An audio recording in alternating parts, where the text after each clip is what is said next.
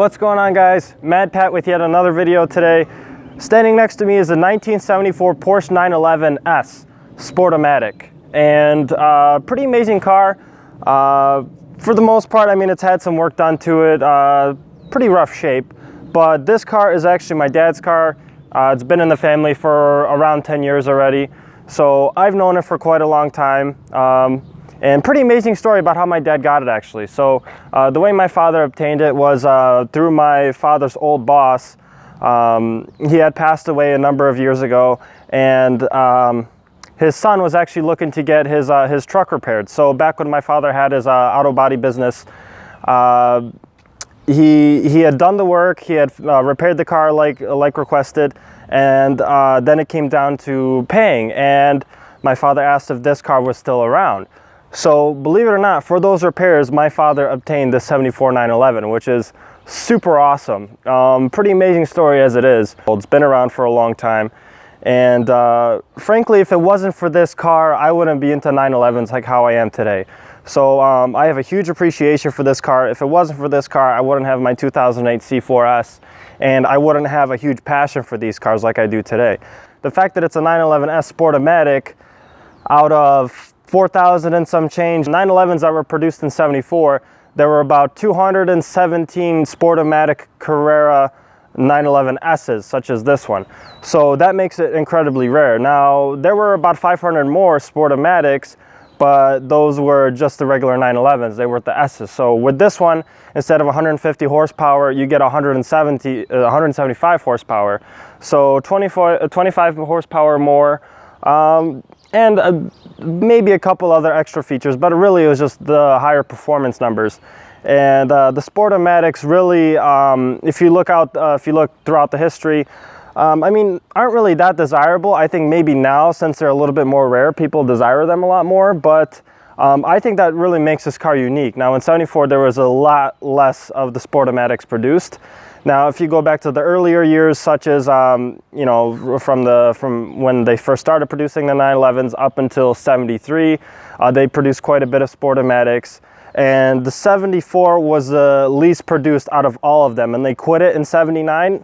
And throughout the 80s, there were only manual transmission 911s. So then when they introduced the 964 and then the 993, in the 90s, then they started reintroducing the automatics already.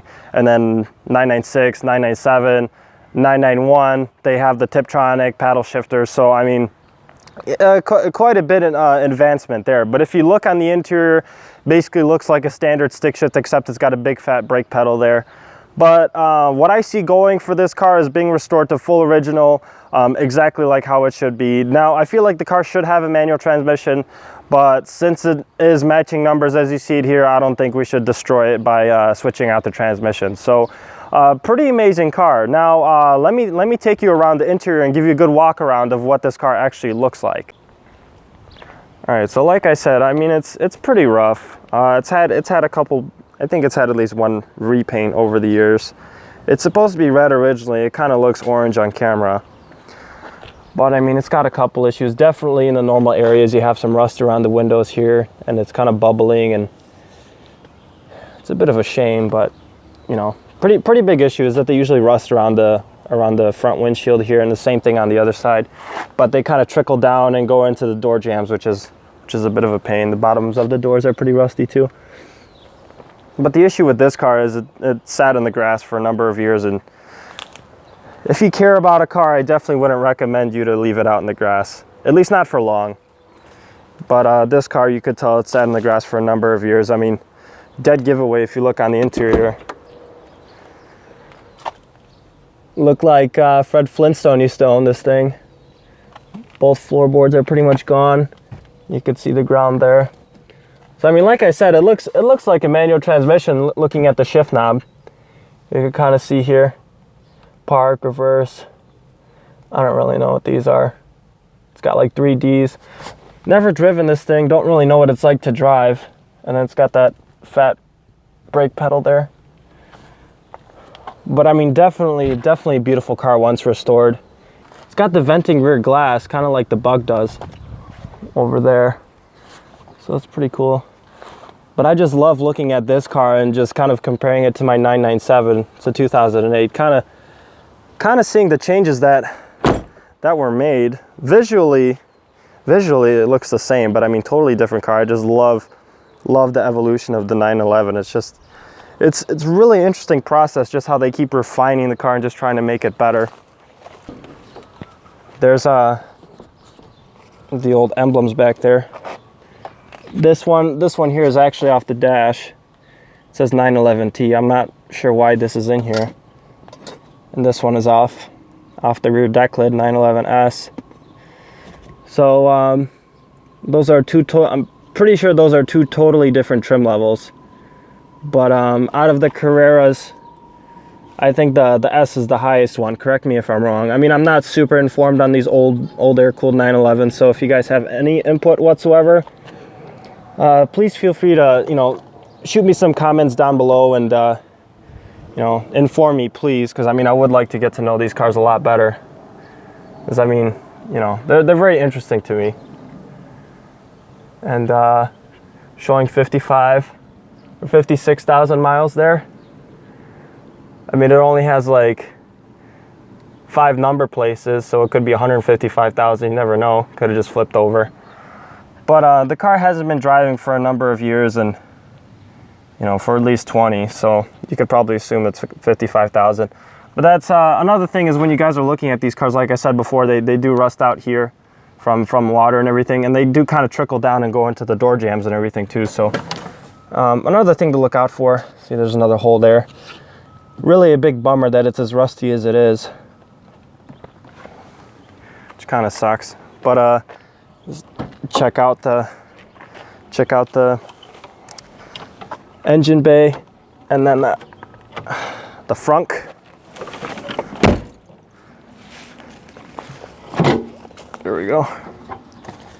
Yeah, so correct me if I'm wrong. I want to say it's either a 2.5 or a 2.7 liter. I want to say it's a 2.7 liter. But it has the fuel distributor system, kind of like my Mark II Golf did. I really hated that Golf. It wasn't really very friendly. Tried to get that thing running for a while, never worked out. But similar system. I want to say that there's hope for this car to be running once again.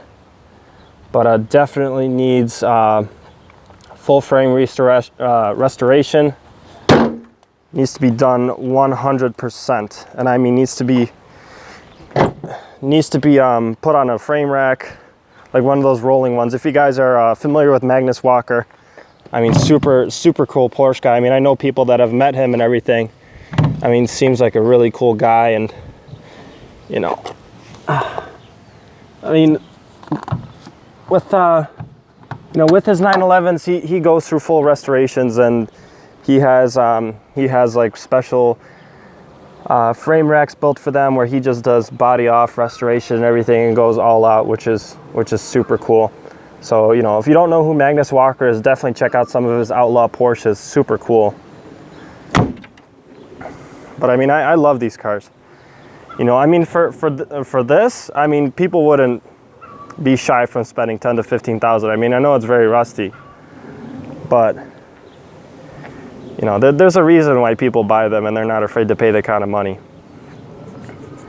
But anyway, let me give you a quick update on my other 911 here.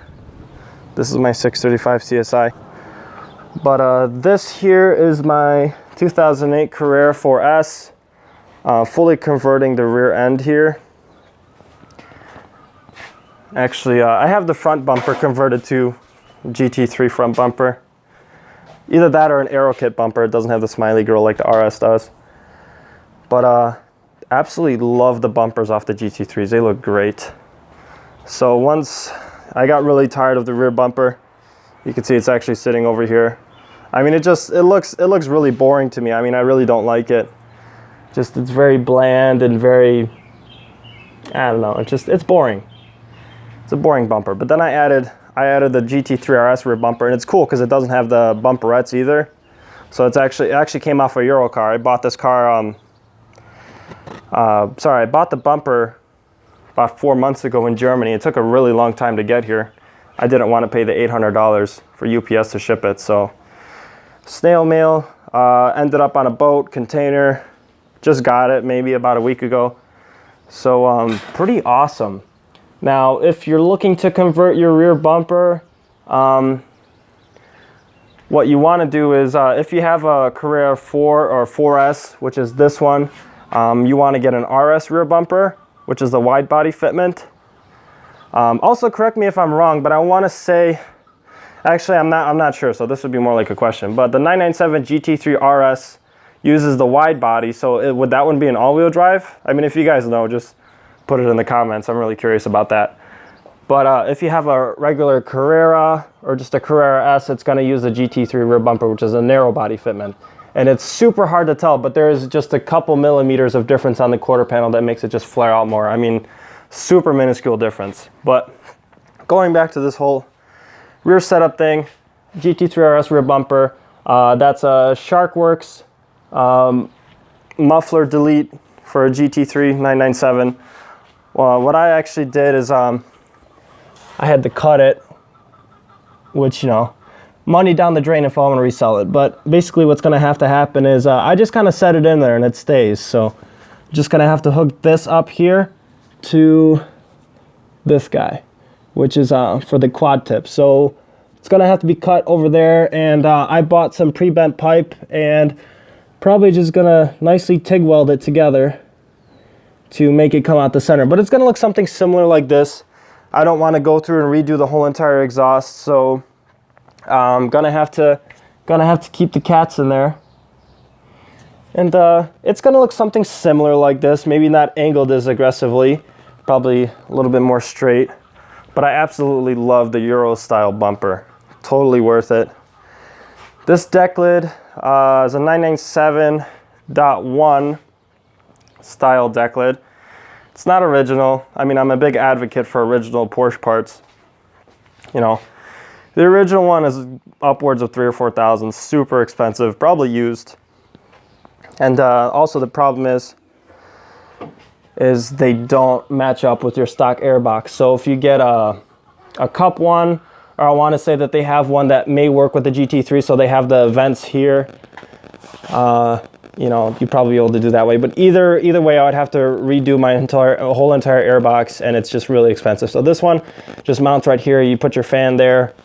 I would just have to get a whole entire GT3 wiring harness, which is basically the spoiler delete, and just basically works. So I mean, you won't be getting errors for the spoiler lift or anything like that. And this is the original spoiler here. I actually damaged it on the car review. I backed into a fence post, which kind of sucks. But yeah, I mean, that's pretty much the update on the whole conversion and everything. I mean, I absolutely love how it looks. I mean, it just looks great, in my personal opinion. Kind of looks like a ducktail a little bit. But gonna be adding some custom-made uprights. I also have the top blade that's off a cup car. I ordered it in France, used. I actually did some endurance races, which is pretty cool. So yeah, pretty interesting. I got the road rally coming up in 2 weeks, so yeah, hopefully this will all get done by that time and, you know, have some cool footage about that. So thank you so much for watching. Please subscribe. More car stuff to be coming out as always. And yeah, road rally coming up. Subscribe, browse some of my other videos. Like, share this video if you enjoyed it. Thank you so much. See you next time.